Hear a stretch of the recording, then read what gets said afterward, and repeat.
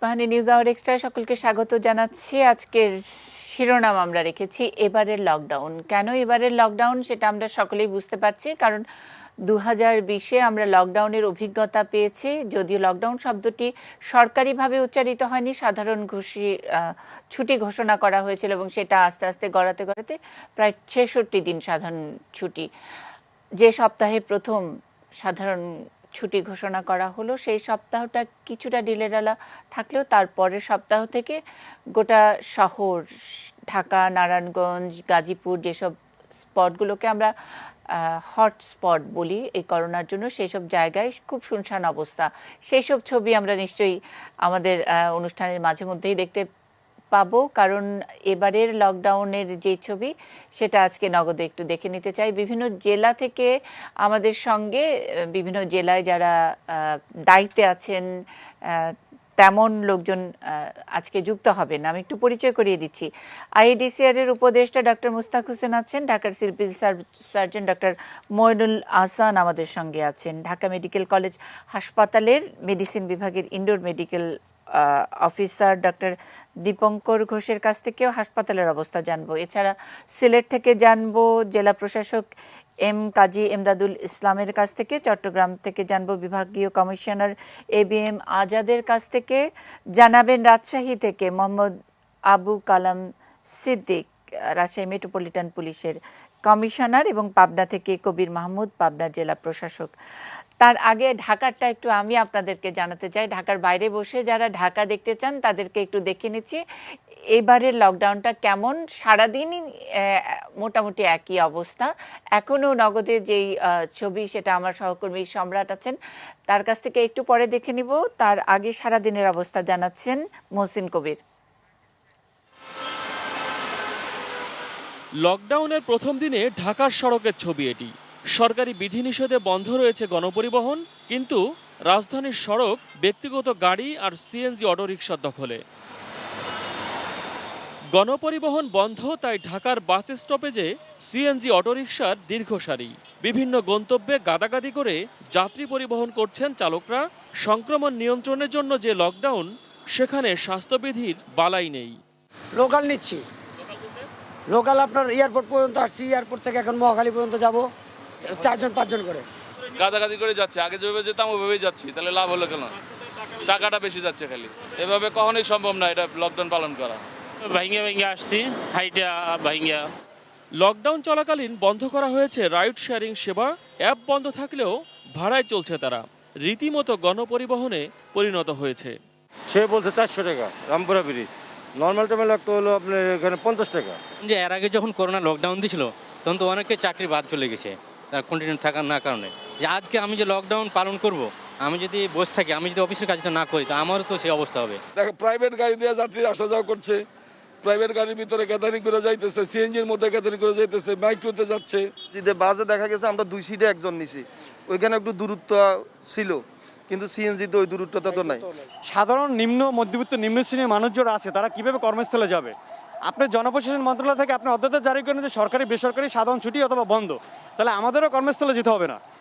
সরকারি প্রজ্ঞাপনে লকডাউনের শর্ত পালন নিশ্চিতে কঠোর হওয়ার নির্দেশনা ছিল, কিন্তু দু এক জায়গায় ঢাকা জেলা প্রশাসনের পক্ষ থেকে সচেতনতামূলক কার্যক্রম চললেও রাজধানীতে খুব একটা কড়াকড়ি চোখে পড়েনি।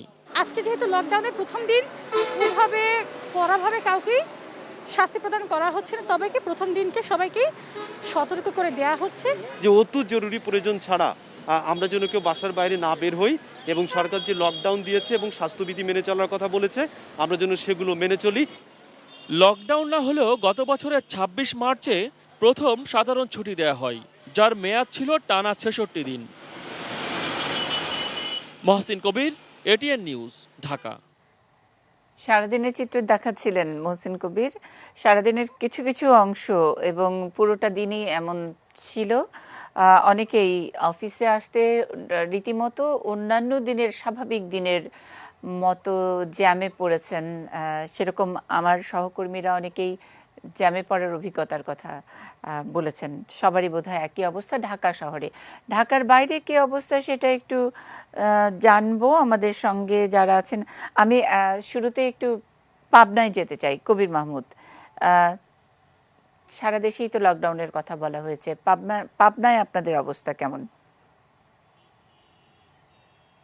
ধন্যবাদ মনীষা আপনাকে আমাকে সংযুক্ত করার জন্য।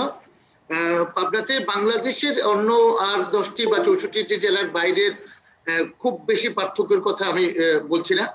আমাদের পাবনাতে গণপরিবহন সম্পূর্ণভাবে বন্ধ ছিল, মল, শপিং মল এবং দোকানপাট গুলো বন্ধ ছিল। কিন্তু যেটা হচ্ছে যে আমরা যেটা নিয়ে সবচেয়ে অস্বস্তিতে আছি যে মানুষ কোনো মানে একটা বিশেষ শ্রেণী এই লকডাউন মানতে অনাগ্রহী, এবং যেটা হচ্ছে মানুষের মধ্যে গত বছরের চেয়ে আজকের, গতবারও আমি এখানেই ছিলাম, এই পরিস্থিতিটা মোকাবেলা করেছি যে গতবার যে আতঙ্কটা ছিল মানুষের মধ্যে, সাধারণ মানুষের মধ্যে, আতঙ্কের পরিবর্তে মানুষ জীবনটা খুব সহজভাবে নেয়ার একটা প্রবণতা সৃষ্টি হয়েছে। গত বছর লকডাউনটা এর চেয়ে ভালোভাবে শুরু হওয়ার একটা কারণ ছিল, তার মধ্যে আতঙ্ক ছিল। এবছর আরেকটা জিনিস কেন জানি মনে হচ্ছে মানে কিছুতেই কিছু ভয় পাচ্ছে না, এবং যেমন করে মাস্ক পরবে না বা হাত ধোয়ার অভ্যাসটাও ভুলে যাবে, ঠিক লকডাউনটাও, এবারের লকডাউনটা এমন ভাবেই নিয়েছে, মানে অন্তত আজকের দিনের সারাদিনের অভিজ্ঞতায় তাই বলে। কি বলেন কবির মাহমুদ? আপনার মানে ঠিক অতটা না, আমরা যেহেতু খুবই তৎপর ছিলাম সারাদিন ব্যাপী, আমাদের আইন শৃঙ্খলা রক্ষাকারী বাহিনী এবং আমাদের ম্যাজিস্ট্রেটগণ, একেবারেই এখন পর্যন্ত আমার অফিসাররা রাস্তায় আছে, যেটি হচ্ছে যে অতটা যেভাবে হিসাব করা হচ্ছে তা, কিন্তু মানুষের মধ্যে আতঙ্কটা জরুরি না, দুইটা বিষয় আমার মনে সবচেয়ে জরুরি। এই আইন শৃঙ্খলা রক্ষাকারী বাহিনীর প্রশাসন এর সঙ্গে যদি মানুষকে সম্পৃক্ত, মানুষ যদি সচেতন না হয়, মানুষ যদি তার নিজের প্রয়োজনটা না বুঝে শুধুমাত্র নিজের স্বার্থটা, আমি যেটা বলতে চাই যে শ্রমজীবী মানুষের কষ্টের কথা কিন্তু আমরা ঠিক বুঝতে পারছি, কিন্তু যারা ব্যবসায়ী, যারা দোকানের মালিক, তারাও যদি সহযোগিতা করতে না আসে, সেই ক্ষেত্রে শুধু প্রশাসনের পক্ষে কিন্তু একেবারে বটম লাইনটা আমি আগে বলিনি, এই লকডাউন প্রক্রিয়াটি বাস্তবায়ন করা খুব কঠিন হবে আমাদের জন্য। বিটুইন দ্য লাইন এটাই যে গত বছর যে আতঙ্কটা ছিল সবার, যদিও মৃত্যু সংখ্যা আমরা এই সময় অর্থাৎ এই মার্চ এপ্রিলের আমরা তখন 5, 7, 17 এরকম মৃত্যুর সংখ্যা আমরা দিচ্ছিলাম, কিন্তু এখন যেখানে 50-এর ঘরে 50 থেকে নামছেই না, তারপরেও এবং আক্রান্ত 7075 আজকে একদিনে যারা টেস্ট করাতে গিয়েছেন তাদের মধ্যে আজকেই 7075 জন করোনা পজিটিভ পাওয়া গেছে। আর হাসপাতালগুলোর কি অবস্থা সেগুলো আমরা গত কয়েকদিন ধরে দেখাবার চেষ্টা করছি, কিন্তু তারপরেও কিছুতেই মানুষ বুঝতে পারছে না। সেই কারণে এবারের লকডাউনটা একটু অন্যরকম লকডাউন হচ্ছে কিনা, হতে যাচ্ছে কিনা, সেটা নিয়ে আমাদের একটু সন্দেহ আছে। ডক্টর দীপঙ্কর ঘোষের কাছ থেকে একটু জেনে নিতে চাই, কিছুতেই ভয় পাচ্ছে না, মৃত্যুকেও ভয় পাচ্ছে না, হাসপাতালটা কেমন দেখছেন? একেবারেই আপনি আইসিইউতে, যেখানে করোনা ইউনিট, করোনা পেশেন্টদেরকে চিকিৎসা দেওয়া হয়, সেখানে আপনি নিয়মিত কাজ করছেন। শুধু আজকে কেন, আপনি গত 1 বছর ধরে আপনি এবং আপনার বয়সী যারা ঢাকা মেডিকেল কলেজ হাসপাতালের, আমরা বলি যে মিড লেভেল চিকিৎসকরা, তাদের কারো কোনো ছুটি ছাটা হয়নি, কেউ কোনো দিন ডে অফ পাননি এবং প্রতিদিনই চিকিৎসা সহযোগিতা দিচ্ছেন। এই গত 7-8 দিনের অবস্থা একটু বলবেন, কেন ভয় পাচ্ছে না মানুষ? ধন্যবাদ। শুরু করি আমাদের সাহিত্যের একটি বড় কথা নিয়ে, যেখানে আমরা জানতাম যে বই কিনে কেউ দেউলিয়া হয় না। আমার মনে হয় একটা সময় কথাটা 1 বছর পর আমাদের দেশে এভাবেই দাঁড়াবে যে বই কিনে কারো জীবন বাঁচে না। করোনা বা বেড়ে যাওয়ার অনেকগুলো কারণ আমার দৃষ্টিভঙ্গিতে। এই সময়টাতে বইমেলা খোলা রাখাটা আমার ব্যক্তিগত দৃষ্টিভঙ্গিতে কতটুকু যৌক্তিক ছিল এটা ভেবে দেখার বিষয়। লকডাউনের মধ্যে বইমেলাটা 12টা থেকে 5টা পর্যন্ত কেনই খোলা রাখা হলো? আর বইমেলাতে যাওয়া যদি মানুষকে আমি নিরুৎসাহিত করি, তাহলে কেনই বা লকডাউনের শর্ত আমি দিলাম অপ্রয়োজনে ঘরে বাইরে বের হওয়াকে আমরা নিরুৎসাহিত করছি? গত কয়েকদিনের হাসপাতালের চিত্র যদি আমি তুলে ধরি, এখনকার যে করোনার সিচুয়েশন সেটা গত বছরের করোনার সিচুয়েশন থেকে ভিন্ন এই কারণে আমরা এখন বেশিরভাগ যে রোগীগুলো পাচ্ছি তাদের অনেকেই আরটি-পিসিআর নেগেটিভ, যেটাকে আমরা করোনা পরীক্ষা বলে থাকি, কিন্তু তাদের এক্স-রে বা সিটি স্ক্যান যদি আমরা করি সেখানে সুস্পষ্টতই করোনার যে সব লক্ষণগুলো আমরা পেয়ে থাকি সেগুলো আমরা পাচ্ছি। এই কেসগুলো কিন্তু আমরা সাসপেক্টেড হিসেবে হসপিটালে রাখছি। বাস্তবিক এরা সবাই কিন্তু করোনা রোগী, কিন্তু ওয়ার্ল্ড ওয়াইড করোনার ডেফিনেশনে তাদেরকে আমরা করোনা পজিটিভ বলতে পারছি না। এই জাতীয় রোগীর সংখ্যা বেশি হওয়ায় এই সংখ্যাটা কিন্তু আমাদের দৈনিক আক্রান্ত রোগীর সংখ্যাতে হিসেব হচ্ছে না। এদেরকে যদি আমরা হিসেবের আওতায় আনি তাহলে কিন্তু আমাদের বাস্তবে করোনা রোগীর সংখ্যা আমরা যা পাচ্ছি তার চেয়ে অনেক বেশি। মানুষের মধ্যে টিকা নিয়েও একটা বিভ্রান্তি আছে। অনেকের একটা ধারণা ছিল আমি টিকা নিয়েছি মানে আমি হয়তো করোনা থেকে অনেকটাই নিরাপদ হয়ে যাচ্ছি। এ নিয়ে আমি আগেও যেটা বলেছি, বাংলাদেশের কেউই করোনা টিকার কোর্স এখনো কমপ্লিট করেননি, জাস্ট শুধুমাত্র একটি ডোজ নিয়েছেন সবাই। এর জন্য করোনার বিরুদ্ধে যে প্রোটেক্টিভিটি আসবে সেটা কিন্তু কার মধ্যে এখনো আসেনি। অতএব টিকা নেওয়া মাত্র, একটি ডোজ নেওয়া মাত্রই আমি করোনা থেকে মুক্ত, এটা চিন্তা করার কোনো সুযোগ নেই। আর হাসপাতালের বর্তমান পরিস্থিতি যেটা বেডের ক্রাইসিস বা যে জিনিসগুলো আমরা বলে থাকি, আমরা চরম বিছানা সংকটে ভুগছি।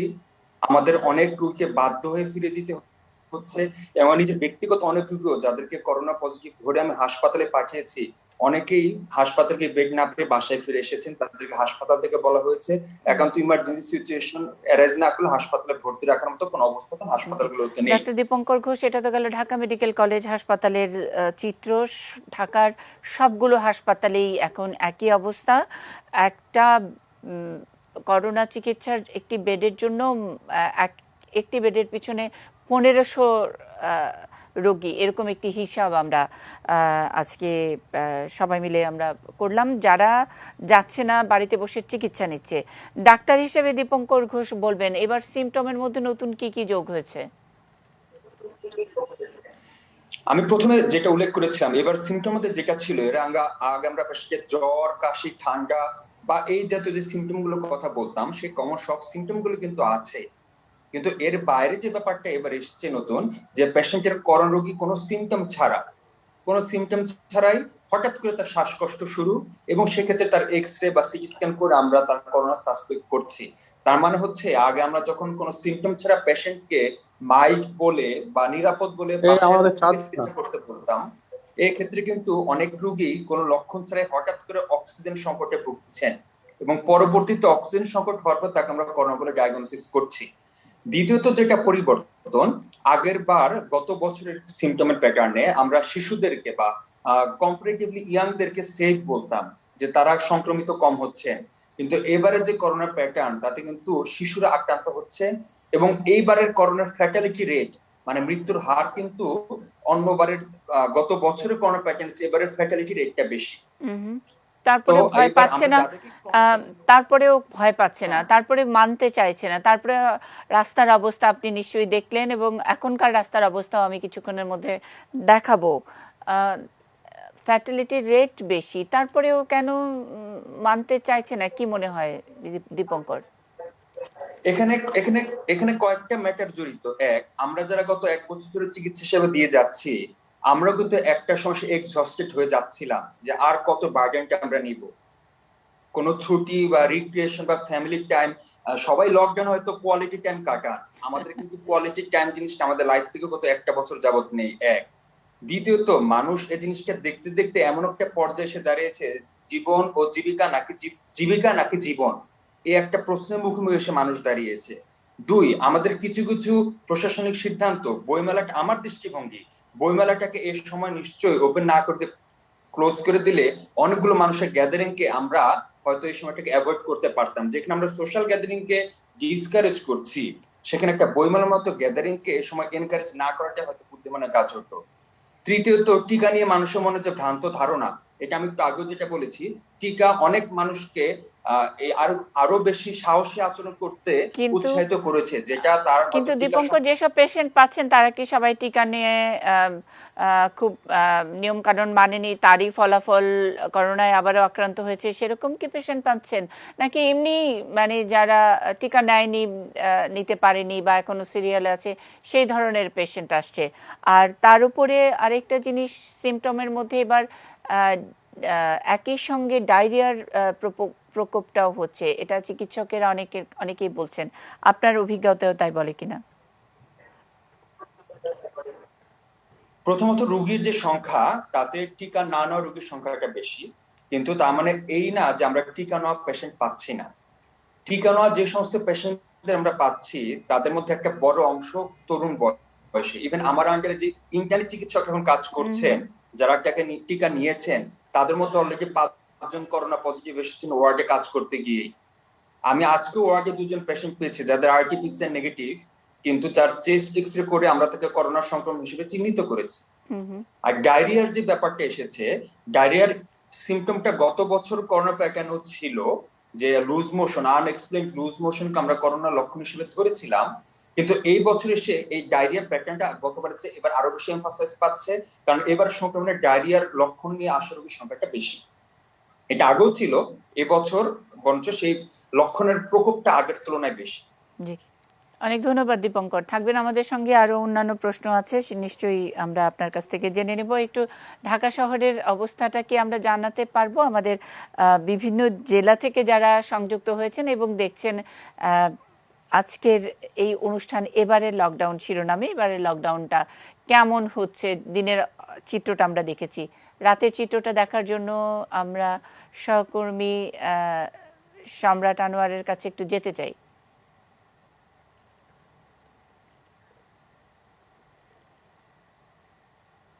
সম্রাট আনোয়ার আছেন ঢাকার রাজপথে, আমরা সম্রাটের কাছ থেকে একটু জেনে। বিজয় সরণি, যখন সাধারণ ছুটি ঘোষণা করা হয়েছিল তখন আমরা রাজধানীর যে চিত্র দেখতে পেয়েছি, এবার সাধারণ ছুটি ঘোষণার পরবর্তীতে এবার যখন লকডাউন ঘোষণা করা হয়েছে তখন পুরো উল্টো চিত্র দেখা যাচ্ছে। অর্থাৎ সাধারণ ছুটি ঘোষণা করার সময় যখন যে ধরনের কঠোর বিধিনিষেধ আমরা দেখতে পেয়েছিলাম, এবার লকডাউনের প্রথম দিনে সেইভাবে আসলে সেই কঠোরতার জায়গাটা দেখা যায়নি। যথারীতি যানবাহন চলাচল করছে। আমরা দিনভর এটি নিউজে বিভিন্ন সংবাদে সে বিষয়ে আমরা বিভিন্ন খবর দেখেছি। এখন রাত 10টার মতো বাজে, এই বিজয় সরণি এলাকায় আমরা দেখতে পেয়েছি যে রাস্তাঘাটে যানবাহনের এখনও চাপ রয়েছে। প্রাইভেট গাড়িও যেমন আছে তেমন সিএনজি চালিত অটোরিকশা, এমনকি রিক্সা পর্যন্ত এখানে চলাচল করছে, বিভিন্ন মানুষজন চলাচল করছে এখানে। শুধুমাত্র বন্ধ থাকার মধ্যে ছিল গণপরিবহনের যে সিটি সার্ভিসগুলো ছিল, বাস, সেই বাসগুলোই আপাতত বন্ধ রয়েছে। এমনকি এই আশপাশের যে বিভিন্ন এলাকা আমরা ঘুরেছি, সেখানের যে অলিগলিগুলো দেখেছি, সেখানেও যথারীতি ছোট ছোট দোকানগুলো সেখানে খোলা রয়েছে এবং কি সেখানে মানুষজনের জটলা করছে। অর্থাৎ সাধারণ ছুটির সময় যে আমরা পরিস্থিতি দেখেছি, এবার লকডাউনের যে উদ্দেশ্য নিয়ে যে লকডাউন ঘোষণা করা হয়েছে, তখন সেখানে আসলে সেভাবে কোনো কিছুই আমরা দেখতে পাচ্ছি না, প্রথম দিন অন্তত দেখতে পাইনি। আর বাকি যে 6 দিন আছে সেই 6 দিনে আসলে কতটুকু হবে, এমনকি গতবার যখন আমরা দেখেছিলাম যে মানুষজনের ভেতরে বাসা থেকে যাতে না বের হয়, এর জন্য যে আইন শৃঙ্খলা রক্ষাকারী বাহিনী এবং কি বিভিন্ন জেলা প্রশাসনের পক্ষ থেকে যারা এখানে ম্যাজিস্ট্রেট নামানো হয়েছিল, তারা যেভাবে মানুষজনকে বাসায় থাকার পরামর্শ দিয়েছিল এবং কি বিভিন্ন জায়গায় অভিযান চালিয়েছিল, এবার প্রথম দিনে লকডাউনের প্রথম দিনে সেভাবেও দেখা যায়নি। তো বলা যাচ্ছে যে আসলে মানুষেরকে সচেতন করার জন্যই তারা বারবার বলছে, আহ্বান জানাচ্ছে যাতে মানুষজন ঘরে থাকে, ঘর থেকে বাইরে। সম্রাট, আমরা আবার হয়তো শুনবো আপনার কাছ থেকে।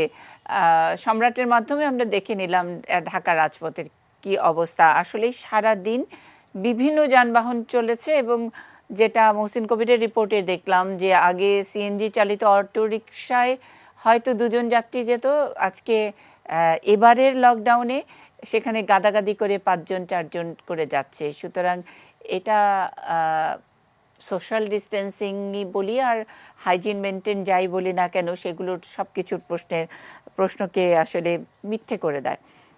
ডাক্তার মুস্তাক হোসেনের কাছ থেকে যাই। এবারের লকডাউনের প্রথম দিন এমনটা দেখছি না, গত বছরের মতো নয়, গত বছর সাধারণ ছুটির মতো নয়।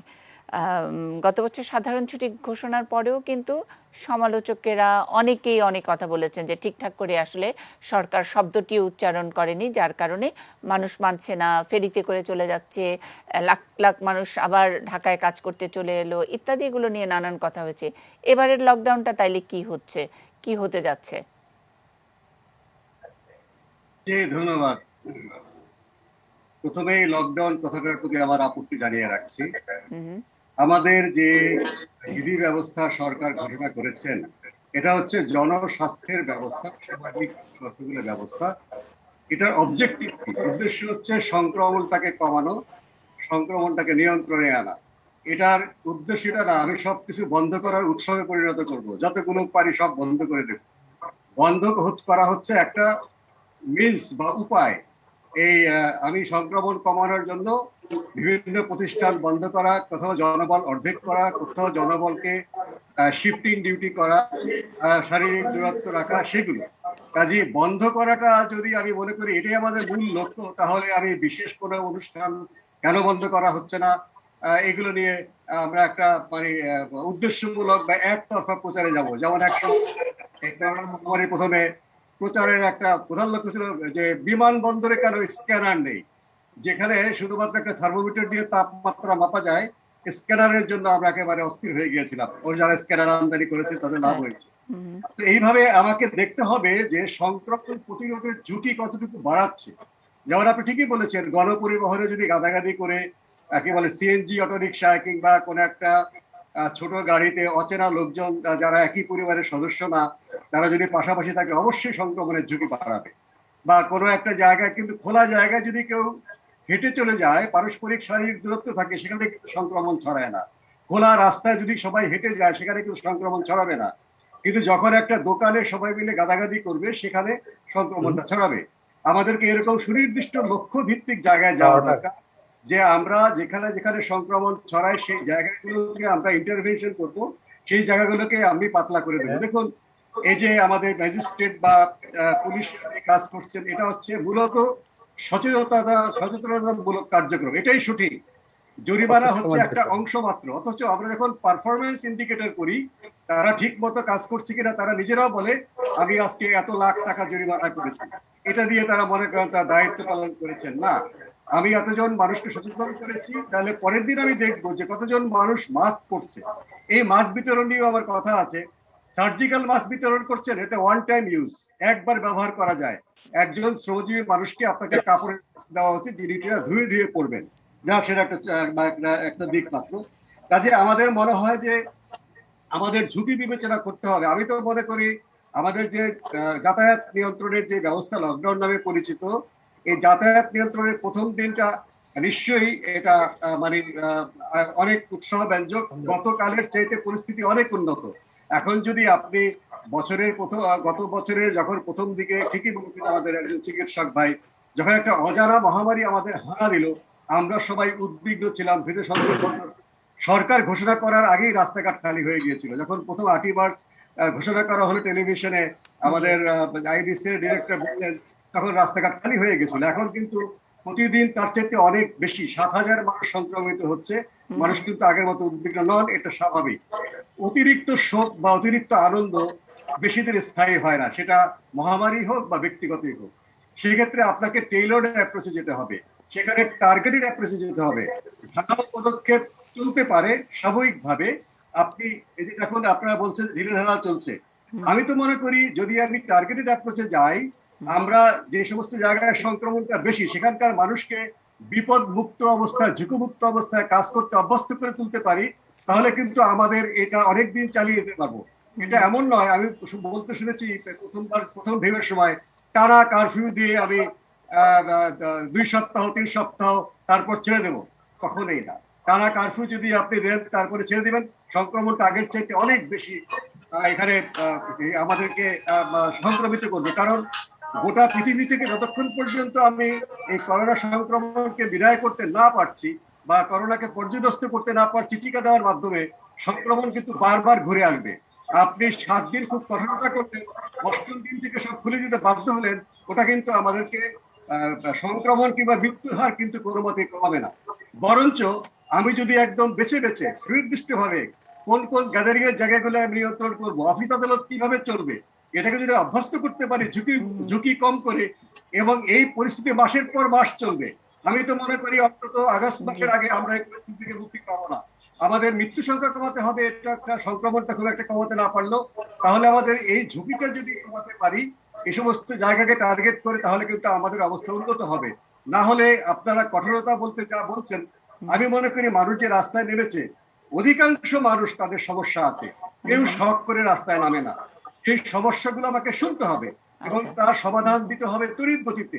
সমস্যা শুনলেই হবে না, আমরা শুনছি সমস্যা টেলিভিশনের মাধ্যমে, আপনারা এই অনুষ্ঠানে শুনেছি, সেই সমাধান থেকে আপনি বলবেন।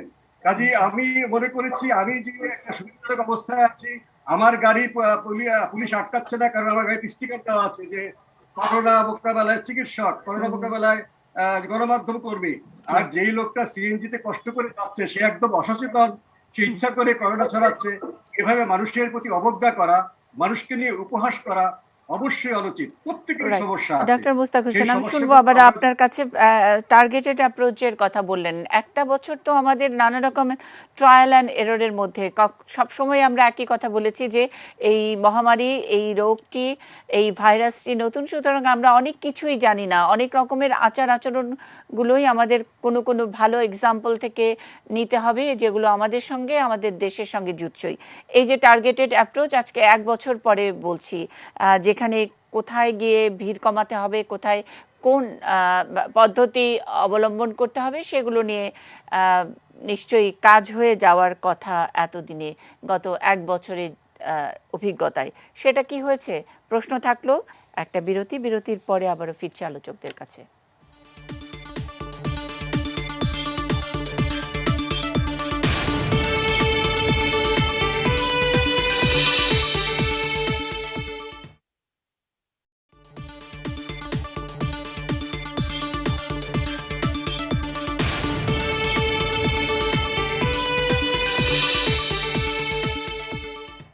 ইস্পাহানি নিউজ আওয়ার এক্সট্রায় এবারের লকডাউন এই শিরোনামে আমরা কথা শুনছি আলোচকদের কাছ থেকে।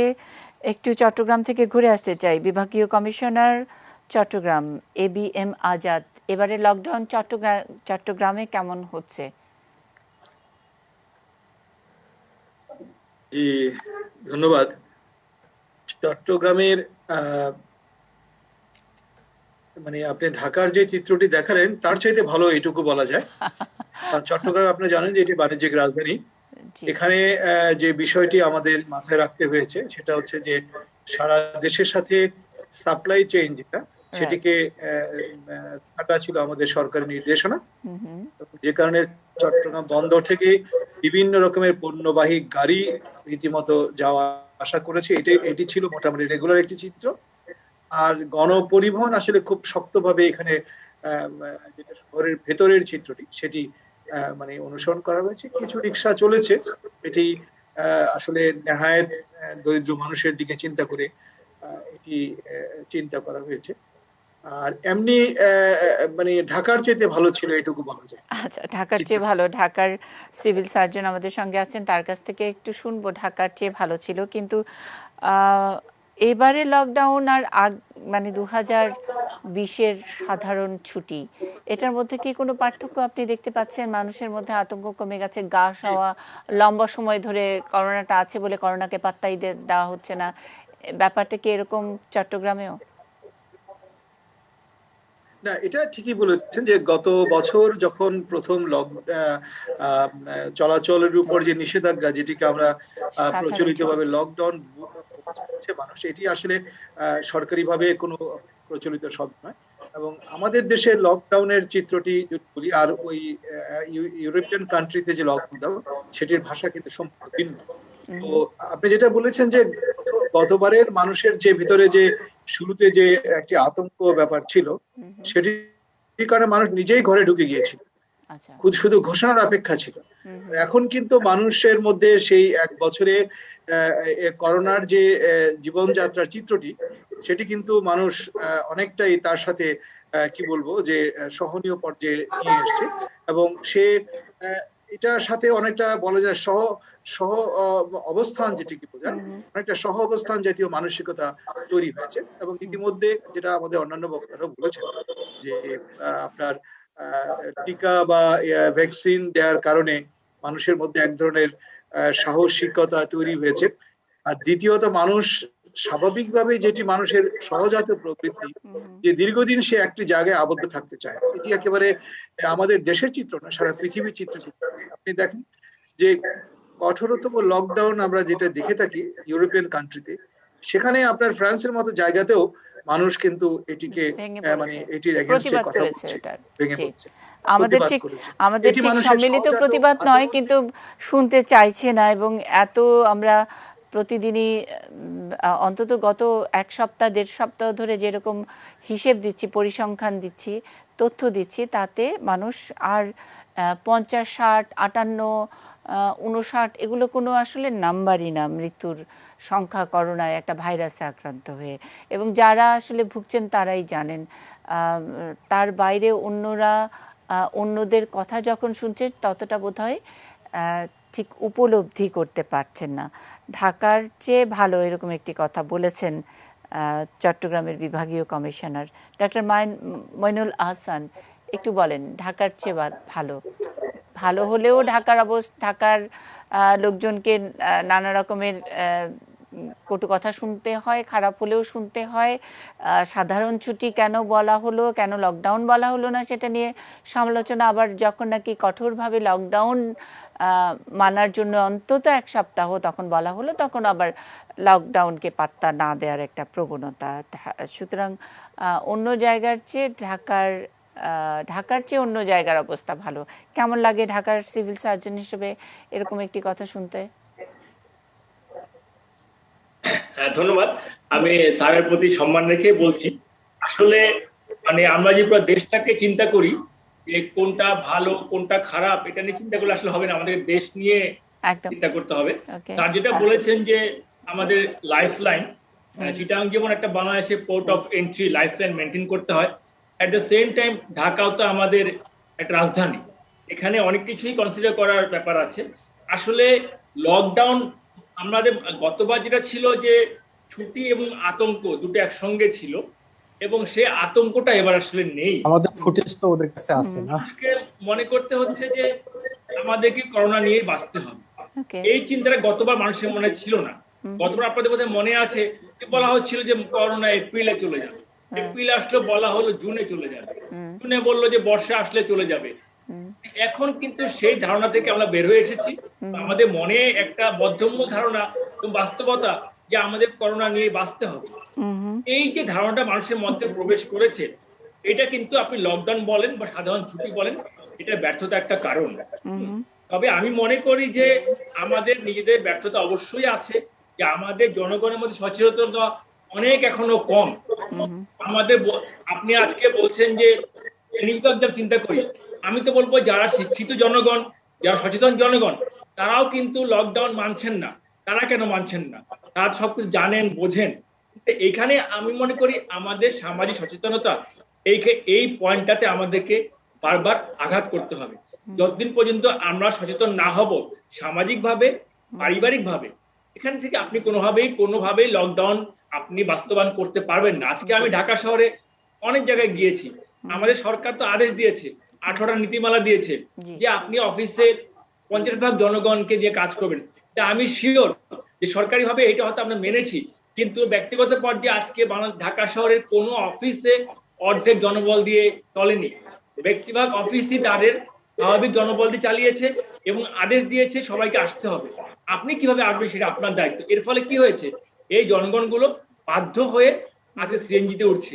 আজকে সিএনজি যিনি উঠছেন তাকে আপনি কত দোষারোপ করবেন? আচ্ছা, তাহলে এটা মানে ডক্টর মইনুল আহসান, তাহলে এটার সমাধান কি? মানে যেটা বুঝলাম যে গত 1 বছরে আমরাও যেমন করোনাকে মনে করেছি করোনার সঙ্গেই আমাদের বসবাস করতে হবে, এবং করোনাও বোধহয় এই শীত গ্রীষ্ম বর্ষা সবকিছু এক্সপেরিয়েন্স করে ষড়ঋতুর প্রুফ হয়ে গেছে, এবং ষড়ঋতুর সাথে অ্যাডজাস্ট করে ফেলেছে করোনাটাও। সুতরাং তাহলে আমরা উল্টো অ্যাপ্রোচে নেই কেন? আমরা এখনো কেন বলি জনগণের সচেতনতা বাড়াতে হবে, আমরা যদি সচেতন না হই হেনা তেনা ইত্যাদি। এরকম একটি ডেডলি একটা ভাইরাস, সেটাও আমাদের অভ্যাসগত পরিবর্তনটাকে পরিবর্তন করতে পারলো না। সেক্ষেত্রে অ্যাপ্রোচ তো, সরকারি অ্যাপ্রোচ তো একটু অন্যরকম হওয়া উচিত ছিল কি না? আপনার কাছে প্রশ্ন। ধন্যবাদ। আমরা কিন্তু অ্যাপ্রোচ নিয়ে, আমি আমাদের স্বাস্থ্য দপ্তর বা মন্ত্রণালয়ের কথা যদি বলেন, আমরা কিন্তু এই যে মাস্ক, এটা নিয়ে আমরা কিন্তু করোনার শুরু থেকে কখনোই এই নীতি থেকে সরে আসিনি। আমরা যে নো মাস্ক নো সার্ভিস, এর প্রস্তাবটা কিন্তু আপনি দেখেন যে আমরাই দিয়েছি, এবং এটা কিন্তু একটা করোনার ক্ষেত্রে যে সোশ্যাল ডিস্টেন্সিং এবং যে প্রিভেনশন, এটা মাস্কটা অবশ্যই আমাদের মেনটেন করতে হবে। এটা আমরা করতে পারিনি। কেন করতে পারিনি আমি জানি না, কিন্তু আমরা কনস্ট্যান্ট আমাদের অধিদপ্তর এবং মন্ত্রণালয় থেকে বলে গিয়েছি যে মাস্ক ছাড়া কোথাও কোনো সেবা দেওয়া যাবে না। আমি মনে করি রেসপিরেটরি ভাইরাস যদি মাস্কটাও আমরা মেনটেন করতে পারতাম তাহলে আমি মনে করি সংক্রমণ আমাদের অনেক অনেক কম হতো। আর দ্বিতীয়ত আমরা ভ্যাকসিনের উপরে ভরসা করছি, অবশ্যই ভরসা করব, কিন্তু ভ্যাকসিন যেন আমাদেরকে বেপরোয়া না করে দেয়। আজকে ভ্যাকসিনের প্রতি একটা আমরা পুরো দেশ, আমরা কেন পুরো পৃথিবী তাকিয়ে আছি যে আমরা যদি একটা সার্টেন অ্যামাউন্টের জনসংখ্যাকে ভ্যাকসিনের আওতায় আনতে পারি, হয়তো পুরো দেশ তখন একটা হার্ড ইমিউনিটি বা এরকম একটা তত্ত্বের উপর আমরা ভিত্তি করছি। তাই মনে করি যে ভ্যাকসিন আমরা সবাই দিচ্ছি এবং অত্যন্ত সাফল্যের সঙ্গে দিচ্ছি। এর ফলাফলটা দেখতে আমাদের হয়তো একটু অপেক্ষা করতে হবে অন্য পৃথিবীর অন্যান্য দেশের মতো ভ্যাকসিনকে পৃথিবীকে আসলে করোনা মুক্ত করবে কিনা। কিন্তু সেই পর্যন্ত আমাদেরকে অবশ্যই মাস্ক এবং সোশ্যাল ডিস্টেন্সিং যে কোনো ভাবে বাধ্যবাধকতা ভাবে হোক, আমাদের সচেতনতা বৃদ্ধির মাধ্যমে হোক। আমি ডাক্তার মইনুল হাসান একটু জানতে চাই যে এই যে হঠাৎ করে 2 সপ্তাহ বা 1.5 সপ্তাহের মধ্যে আক্রান্ত এবং মৃতের সংখ্যা বেপরোয়া হয়ে গেল, এটার কারণ কি? এটা কি ভ্যাকসিনের মানে ভ্যাকসিন পেয়ে গেছি বলে আমরা ওভারওয়েলড সেই কারণে, নাকি অন্য কোনো কারণ আছে? এটা আমাদের কাছে মনে হচ্ছে হঠাৎ করে ভ্যাকসিনের আগে বা ভ্যাকসিন শুরুর প্রথম দিকে আমাদের চলাচল অত্যন্ত বৃদ্ধি পেয়েছিল। আপনার মনে আছে যে পুরো দেশটা কিন্তু একটা স্বাভাবিক পর্যায়ে চলে গিয়েছিল এবং তারই ফলাফল কিন্তু আমরা এখন ভোগ করছি। আপনি কক্সবাজার রিসোর্টগুলোর দিকে চিন্তা করেন, ইভেন অনেক কোম্পানি কর্পোরেট হাউস তাদের পিকনিকও করেছে, হ্যাঁ, স্কুল বন্ধ, কিন্তু আমি দেখেছি স্কুলের ছেলে পেলে বাসে করে পিকনিকে গিয়েছে। এই যে আমাদের বেপরোয়াটা, তার মূল্য আপনাকে দিতেই হবে। আচ্ছা, আমি মনে করি যে বেপরোয়া থেকে আমরা শিক্ষা নিতে হবে, ভবিষ্যতে বেপরোয়া ভাব আমাদের পরিহার করতে হবে। আচ্ছা, কতদিন পর্যন্ত আমরা এই বেপরোয়া হতে পারবো না সেটাও নিশ্চয়ই দর্শকদের কৌতূহল থাকবে, সাধারণ মানুষের কৌতূহল থাকবে। আর সরকারি নির্দেশনা নির্দেশ যাই থাকুক না কেন সেটা না মানার এই যে প্রবণতা, সেটা আমাদেরকে কতখানি ভয়াবহ অবস্থার মধ্যে নিয়ে যাচ্ছে সেটা নিয়েও নিশ্চয়ই বিশেষজ্ঞরা কথা বলবেন। তারপরেও কোনো ভালো উদাহরণ আমরা পাই কি না, সিলেট থেকে জেলা প্রশাসক কি জানাবেন আমাদেরকে? কাজী এমদাদুল ইসলাম।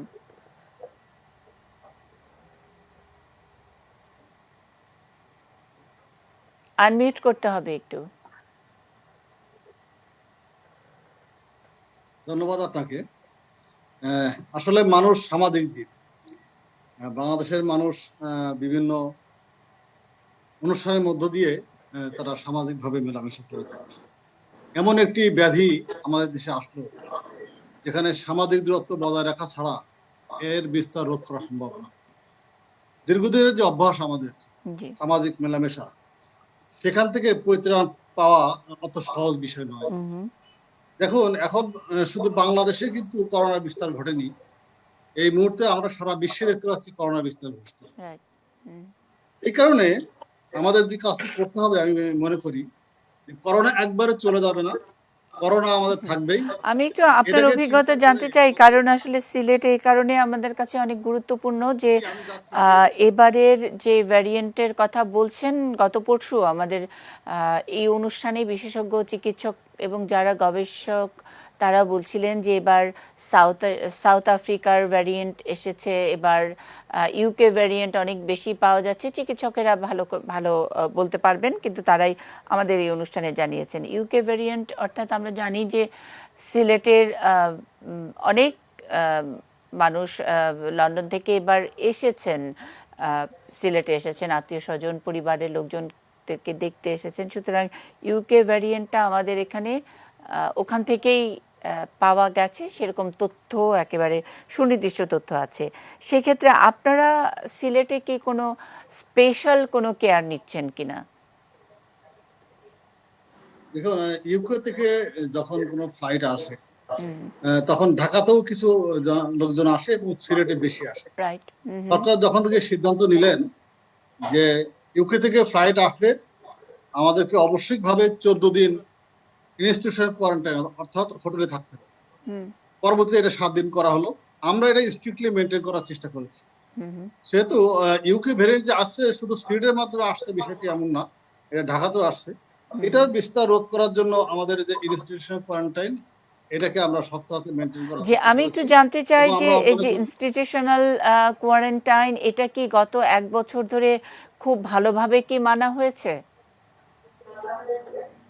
এটা গত 1 বছর কিন্তু এই নির্দেশনা ছিল না। এক্স্যাক্টলি। গত মাস দুয়েক মতো আমাদের এই নির্দেশনা ছিল, আমরা এই 2 মাসে এটা করেছি। গত 2 মাসেও কি আর ভালোভাবে মানা হয়েছে? শতভাগ যদি আমরা বিচার করতে যাই তাহলে তো অনেক সময় সম্ভব হয় না। সম্ভব হয় না, কিন্তু আমরা যথেষ্ট চেষ্টা করেছি এবং যারা এসছে তারাও সহযোগিতা করেছে। না, আমার প্রশ্ন যে আমরা গত 2 মাসের কথাই তাহলে বলেন যে গত 2 মাসে ইনস্টিটিউশনাল কোয়ারেন্টাইনের জন্য কি ব্যবস্থা আসলে সিলেটে ছিল? কোথায় গিয়ে যারা প্রবাসীরা যারা এসেছেন তাদের 7 দিন বা 14 দিনের জন্য কোথায় গিয়ে থাকতে হবে, কোথায় রাখা হয়েছে, কি অবস্থা, সেটাকে একটু নিশ্চয়ই অন্যরা কৌতূহলী হবেন এই বিষয়টা জানতে। একটু বলি, ফ্লাইট যখন এখানে বিমানবন্দরে আসে তারপরে আমরা সেনাবাহিনী এবং পুলিশের সহযোগিতায় তাদেরকে আমরা নিয়ে আসছি হোটেলে। আমাদের নির্ধারিত হোটেল আছে 9টি। এই 9টি নির্ধারিত হোটেলে আমরা বিআরটিসি বাসের মাধ্যমে তাদেরকে পরিবহন করেছি এবং তাদেরকে তাদের পছন্দ অনুযায়ী 9টি হোটেলের মধ্যে যে হোটেল তারা দিতে প্রস্তুত বা রাজি আছে, বিভিন্ন দামের হোটেল আছে, সেই হোটেলে আমরা পৌঁছে দিয়েছি। প্রতিটা হোটেলে পৌঁছানোর পরে আমরা সেখানে পুলিশের ব্যবস্থা ছিল এবং সংশ্লিষ্ট হোটেলের নিজস্ব ব্যবস্থা ছিল, যাতে তারা সেই হোটেলগুলোতে অবস্থান করেন এবং কোনোভাবেই এই স্থানীয় জনগণের সঙ্গে তারা মেলামেশা না করে। এভাবে তারা 7 দিন থাকবেন। 7 দিন থাকার পর 8ম দিনে তাদের স্যাম্পল সংগ্রহ করা হবে। 9ম দিন বা 10ম দিন যখন রেজাল্টটি পাওয়া যাবে, নেগেটিভ রেজাল্ট পেলে তারা পরবর্তী সময়টি 14 দিন হতে যে কদিন বাকি থাকবে তারা হোম কোয়ারেন্টাইন করবে। আর যদি পজিটিভ আসে তাহলে আমাদের যে আইসোলেশন সেন্টার বা হাসপাতাল আছে সেগুলোতে তারা অবস্থান করবে। আমরা এই কাজটি কিন্তু মোটামুটি বাস্তবায়ন করতে পেরেছি। এখানে বিআরটিসি, পুলিশ, সেনাবাহিনী, বিমান কর্তৃপক্ষ এবং হোটেল কর্তৃপক্ষ তারা সার্বিকভাবে এখানে দায়িত্বরত ছিল। সিভিল সার্জন মহোদয়ের একটি মেডিকেল টিম ছিল, তারা এই চেকিংটা করেছে এয়ারপোর্টে। আর সর্বশেষ হোটেলে আসার পরে যে তাদের পরীক্ষা করে নেগেটিভ পাওয়ার পরে তাদের হোম কোয়ারেন্টাইনে পাঠানোর যে বিষয়টি সেটি নিশ্চিত করা গেছে। আমার মনে হয় গত 2 মাসে সিলেটে আমরা যেটা করেছি 2-1টা ব্যত্যয় ছাড়া সঠিকভাবে আমরা এই হোম কোয়ারেন্টাইন নিয়ম মানার ব্যাপারে আপনি কতটা সন্তুষ্ট? সিলেটবাসী, সিলেটের সাধারণ মানুষ অথবা বাইরে থেকে? জি, আমি এটাই শুরু করেছিলাম আসলে। দেখুন, যে সিলেট যেমন প্রবাসী অধ্যুষিত এলাকা, ঠিক তেমনি পর্যটন সমৃদ্ধ এলাকা। এই পর্যটন সমৃদ্ধ এলাকায় সাপ্তাহিক ছুটির দিনে প্রায় লক্ষাধিক লোক এখানে আসে। সর্বশেষ প্রজ্ঞাপনে যখন সকল প্রকার গণপরিবহন বন্ধ করা হলো, তাহলে লক্ষাধিক লোকের আগমন কিন্তু এটা বন্ধ হয়ে গেল। অর্থাৎ বাইরে থেকে কিন্তু আমাদের লোক এখন এখানে আসছে না। তাহলে স্থানীয় পর্যায়ে এই যে মেলামেশাটি, যে চলাচলটি, সেটির কিছু নিয়ন্ত্রণ আরোপ করা হয়েছে সরকারের পক্ষ থেকে। আমরা এই যে 10 দফার মধ্যে 5 দফা কিন্তু সাধারণ জনগণের জন্য প্রযোজ্য। আর এর বাইরে খেয়াল করবে আরো 5টি দফায় যে বলা আছে যে কিছু কিছু বিষয় চালু থাকবে। তাহলে চালু থাকলে কিছু লোক বের হবে। স্বাভাবিকভাবে যে দোকানপাটগুলো, শপিং মলগুলো বন্ধ রাখার কথা ছিল সেগুলো বন্ধ, কিন্তু রাস্তায় লোক দেখা যাবে, এটাই স্বাভাবিক। কারণ সরকার কিন্তু কারফিউ জারি করে নাই। কিছু প্রতিষ্ঠান খোলা থাকবে বলা আছে, সেই প্রতিষ্ঠানে যাওয়া আসা করার জন্য, নিত্য প্রয়োজনীয় দ্রব্যপাতি ক্রয় করার জন্য, এবং যারা মোশতাক হোসেন মহোদয় যেমন বলছেন জীবনের তাগিদে কিছু বিষয় করতে হবে, সেই বিষয়গুলো করছে। একজন লোক যখন ব্যক্তিগত মোটরসাইকেলে যায় তখন কিন্তু করোনা সংক্রমণের ঝুঁকিটা থাকে না। 3 জন ব্যক্তি যখন যদি একই ফ্যামিলির সদস্য যায় তখন কিন্তু করোনা বিস্তারের সম্ভাবনা থাকে না। 3 জন যদি 3 ফ্যামিলির হয়ে থাকে তাহলে সেখানে বিস্তারের একটা সম্ভাবনা থাকে না। এই কারণে জি, আমরা সেই কারণে এই আলোচনাটাই তাই ছিল যে এবারে লকডাউনটা ঠিক ওইভাবে মানুষ ভয় পায়নি, করোনাকে একেবারে নিজেদের জীবনের অংশ করে নিয়েছে। সুতরাং জীবন আর জীবিকা এরকম প্রশ্নের মধ্যে নাই, জীবিকাকেই বেছে নিয়েছে, যেভাবেই হোক রাস্তায় নেমে পড়েছে, সরকারি যতই ঘোষণা থাকুক না কেন। সেই ক্ষেত্রে আসলে আমাদের নীতি নির্ধারণী যারা, তাদেরকে একটু অন্য অ্যাপ্রোচ ভাবা উচিত ছিল, যেটা ডক্টর মুস্তাক আমাদেরকে একটু ইঙ্গিত দিয়েছেন। সেই অ্যাপ্রোচের মধ্যে আমরা আছি কিনা সেটাই আমরা, কখনো জেলা প্রশাসক জানাচ্ছেন, বিভাগীয় কমিশনার জানাচ্ছেন, আমরা আরও অন্যান্যদের কাছ থেকেও শুনবো একটা বিরতির পরে। আমাদের সঙ্গে রাজশাহী থেকে সংযুক্ত আছেন আবু কালাম সিদ্দিক, তিনি জানাবেন এর বাইরে অন্য আলোচকরাও আছেন, তারা তাদের মতামত জানাবেন একটা ছোট্ট বিরতির পরে।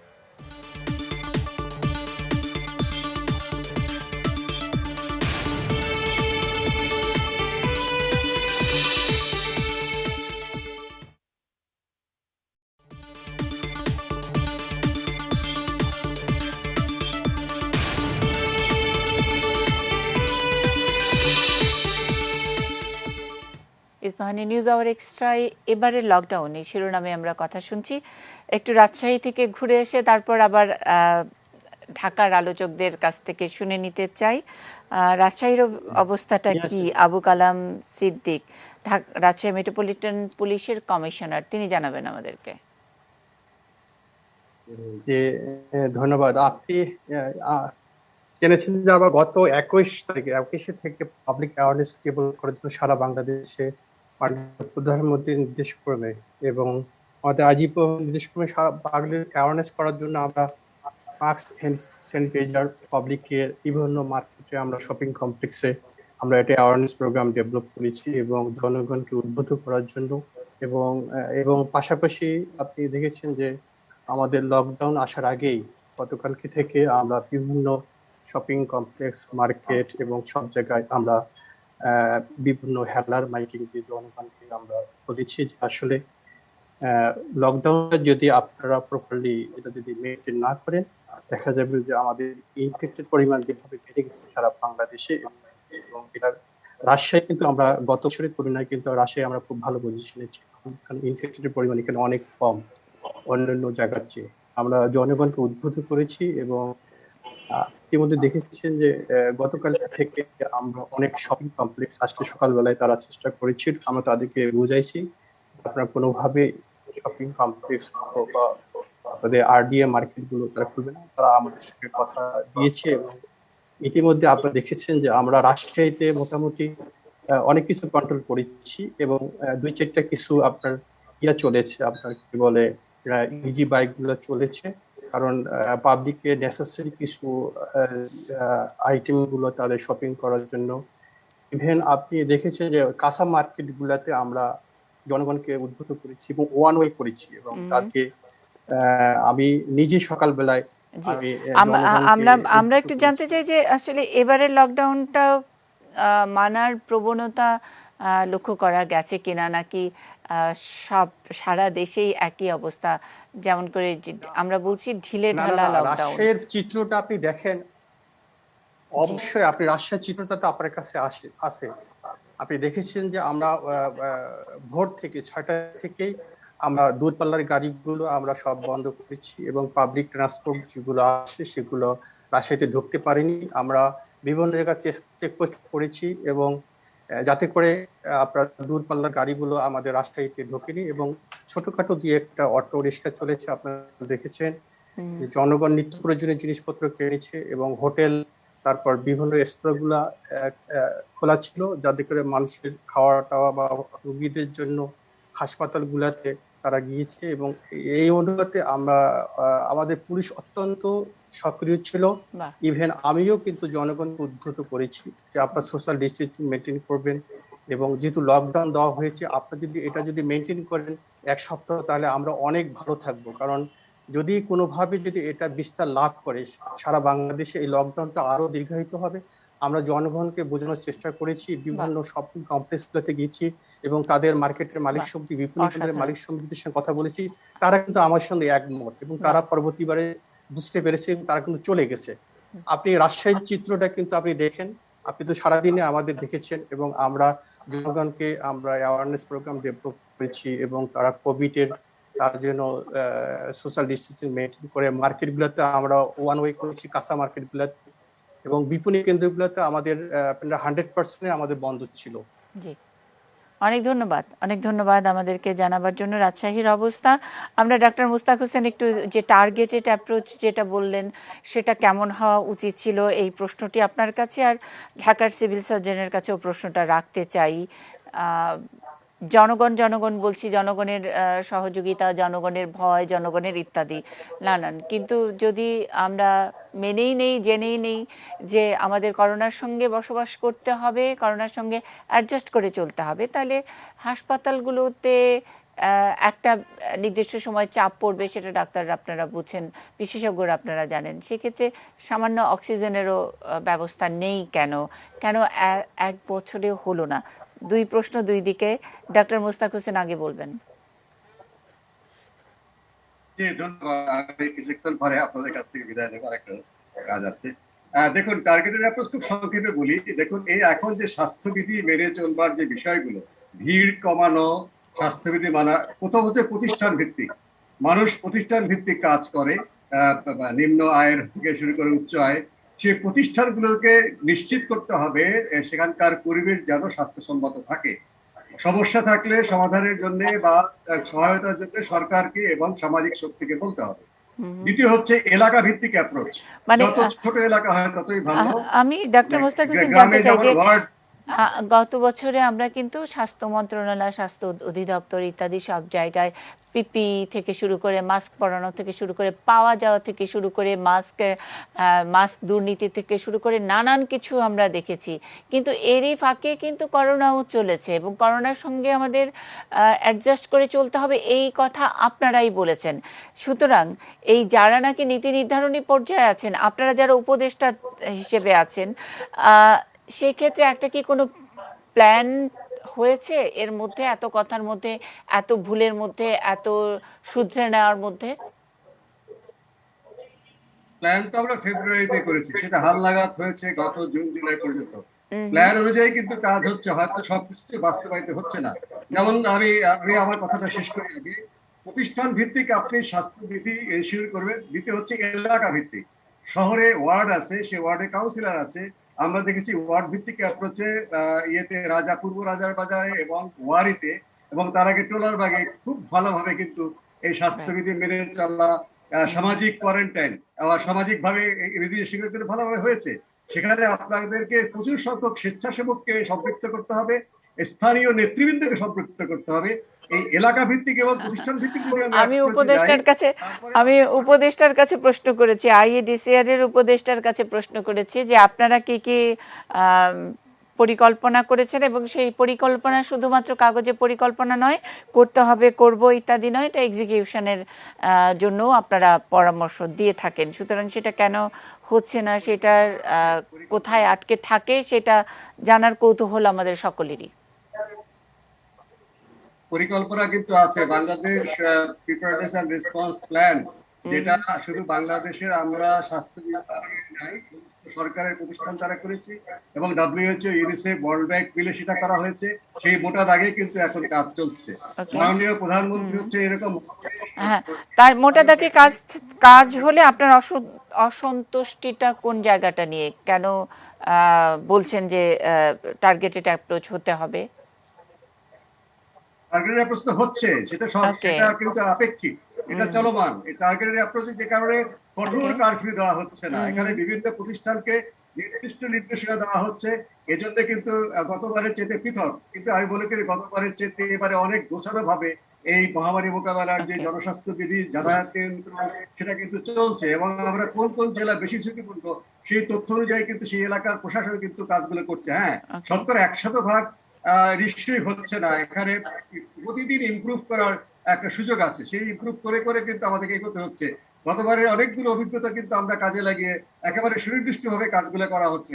সব জায়গায় ঢালাও ভাবে একই জিনিস কিন্তু করা হচ্ছে না। এটা যতদিন যাবে আমাদের নির্দেশনা নতুন করে আরো আসবে এবং সেটা আরো ইমপ্রুভ করবে। আমি মনে করি যে এভাবে চললে আগামী সপ্তাহের মধ্যে একেবারে খুব ছোট্ট করে আপনার কাছে জানতে চাই, এরকম ঢিলেঢালা লকডাউনই কি কাম্য, কাঙ্ক্ষিত, নাকি আপনারা আপনাদের নির্দেশনা, আপনাদের কল্পনায় আরেকটু অন্যরকম লকডাউন ছিল? আমি আবারও এই বিষয়ে আমার যে দ্বিমত বলছি, আপনারা অবজেক্টিভটাই করেছেন যে সবকিছু বন্ধ করে দিতে হবে। আমি বলছি অবজেক্টিভ হচ্ছে সংক্রমণ কমানো। সংক্রমণ কমাতে হলে কোথাও কোথাও বন্ধ করতে হবে, কোথাও কোথাও সীমিত করতে হবে, কোথাও কোথাও স্বাভাবিকভাবে চলতে দিতে হবে। একেবারে টানা কারফিউ আচ্ছা, আমি আপনার কথা বুঝতে পেরেছি। ঠিক আপনি বলছেন আপনারা, আমরা ঠিক মিডিয়া কর্মী, আমরা জানি না। লকডাউন শব্দটি যেমন করে আমরা বুঝতে পেরেছি আপনাদের মাধ্যমে, সেটাকেই আমরা মনে করি যে খুব কঠিনভাবে নিয়মটা মানবে। নিয়ম না মানা বা যেভাবে চলছে সেটা একটা পরিকল্পনারই অংশ, অন্তত ডক্টর মুস্তাকের কথা থেকে বুঝতে পারলাম। এবারে লকডাউনটা অন্য সব দেশের সোকল্ড বইয়ের ভাষায় যে লকডাউন আছে সেখান থেকে কিছুটা তো আলাদা হবেই, কারণ আমাদের কাছে করোনা অনেকটা গা সওয়া হয়ে গেছে। একটা ছোট্ট বিরতির পরে ডক্টর মইনুল আহসান আপনার কাছ থেকে প্রশ্নের উত্তর নেব।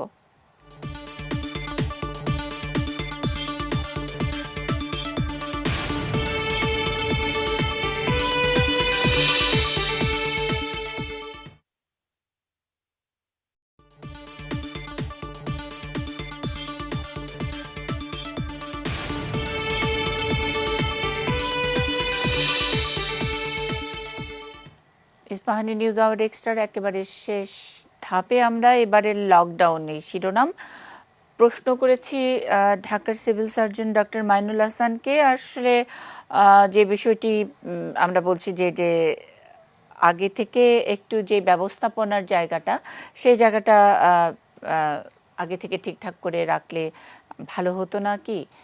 আমরা তো জানি আমরা করোনার সাথেই বসবাস করব, যেখানে শুধু অক্সিজেনই সর্বোচ্চ চিকিৎসা, সেই অক্সিজেন দেবার ব্যবস্থাটা ঢাকার হাসপাতালগুলোতে করে